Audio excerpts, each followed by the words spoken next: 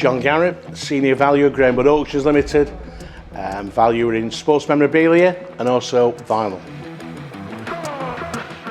Always as a football and cricket fan, had a huge interest in the things that people won as a result of the success. From a very early age, I started collecting programmes, Panini sticker books, toy cars, anything I could get my hands on. Then I joined Sheffield United Football Club 26 years ago. And I came up with the idea based on the fact that football clubs were losing their heritage, they were throwing them in skips. And I just felt that a club with the history that we got, and the history of the ground as well, we should be doing everything we could to preserve all that for future generations and also keep the names alive of the people that built that great tradition. So I went to the board of directors with an idea to put together a museum. And at the time, we had very, very little in the way of memorabilia, maybe a few caps in a safe, maybe a bag of medals, a freezer bag of medals.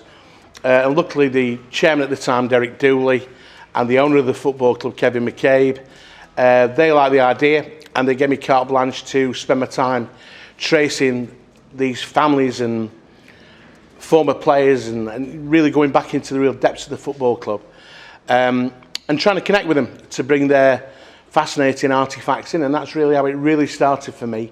And we built a museum collection at Bramall Lane, which is the envy of so many clubs, and particularly from the Victorian era, which is one of my great areas of interest. The collection of medals and caps and shirts we've got is something really, really impressive, and I'm proud of that. The future of memorabilia. You know, you see the pits and troughs in the market. I've seen those in the years I've been around it. And at one point, you know, for instance, football programmes from the 40s and 50s were steadily climbing up through the roof because you get to that point where a generation was retiring and it went back to the vinyl situation. When they were going to games when they were younger, they probably couldn't afford the £0.50 or whatever it was for a football programme.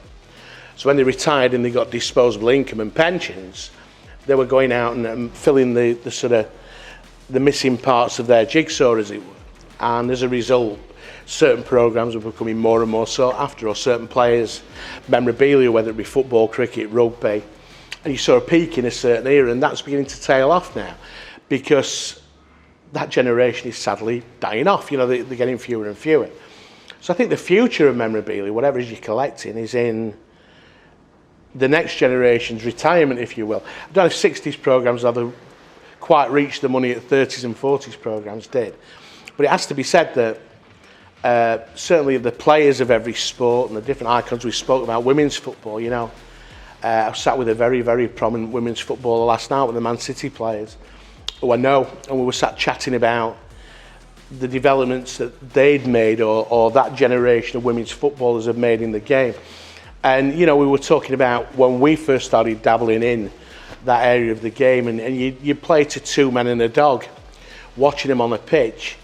You know, the club she plays for now, they regularly pull 10,000 every game. And that just shows you how much it's been brought, and quite rightly so, into the glaring sunlight of the modern game of football. And we've seen already in our auctions, you know, memorabilia from slightly earlier women's players that's fetched premium money. So it's an interesting concept, and I think you're going to find that my generation, as much as it pains me to say it, are getting near to retirement, and the people who've been their heroes will also start selling their things off. And in terms of record collections as well, you know, we're seeing that within the context of what we're trying to curate for the auction here. People, again, are dying off. People are realising they don't want it, they're downsizing. And a record collection, or a vinyl collection, is a huge thing. That's my wife. She lives next door now. But it changes the market once again, and these things come out. And they become available, and people like me that couldn't afford them 40 years ago now can.